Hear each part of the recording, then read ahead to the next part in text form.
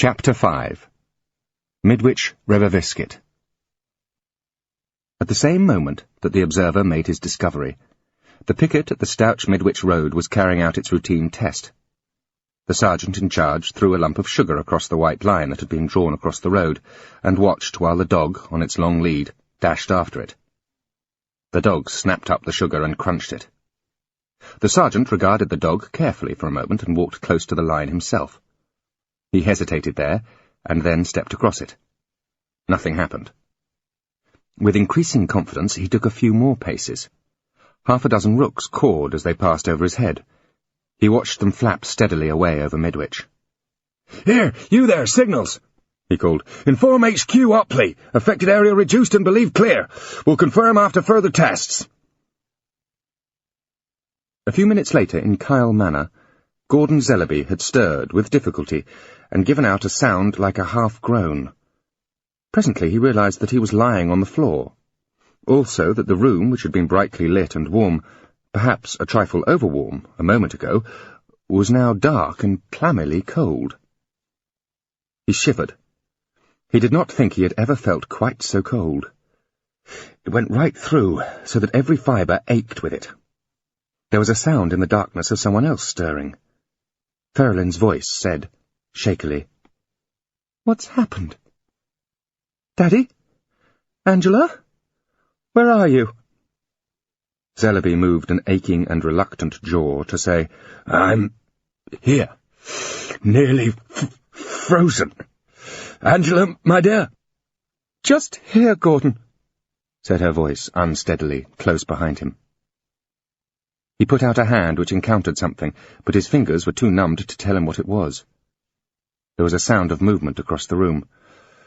"Gosh, I'm stiff. Oh dear," complained Ferrelin's voice. Ow. I don't believe these are my legs at all." She stopped moving for a moment. "What's that rattling noise?" "My teeth, I think, said Zellaby, with an effort. There was more movement, followed by a stumbling sound, then a clatter of curtain rings, and the room was revealed in a grey light. Zellaby's eyes went to the grate. He stared at it in disbelief. A moment ago he had put a new log on the fire. Now there was nothing there but a few ashes. Angela, sitting up on the carpet a yard away from him, and Ferrelin, by the window, were both staring at the grate too. "What on earth?" began Ferrelin. "The champagne," suggested Zellaby. "Oh, really, Daddy?" Against the protest of every joint, Zellaby tried to get up. He found it too painful and decided to stay where he was for a bit. Ferrelin crossed unsteadily to the fireplace.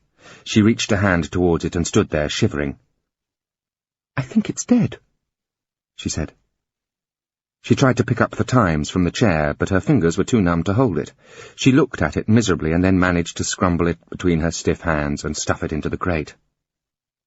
Still using both hands, she succeeded in lifting some of the smaller bits of wood from the basket and dropping them onto the paper. Frustration with the matches almost made her weep. "My fingers won't," she wailed miserably. In her efforts, she spilt the matches on the hearth. Somehow she managed to light one by rubbing the box on them. It caught another. She pushed them all closer to the paper, bulging out of the grate. Presently it caught too, and the flame blossomed up like a wonderful flower. Angela got up and staggered stiffly closer. Zellaby made his approach on all fours. The wood began to crackle. They crouched towards it, greedy for warmth. The numbness in their outstretched fingers began to give way to a tingling. After a while, the Zellaby spirit began to show signs of revival. "Odd," he remarked, through teeth that still showed a tendency to chatter. "Odd that I should have to live to my present age before appreciating the underlying soundness of fire worship."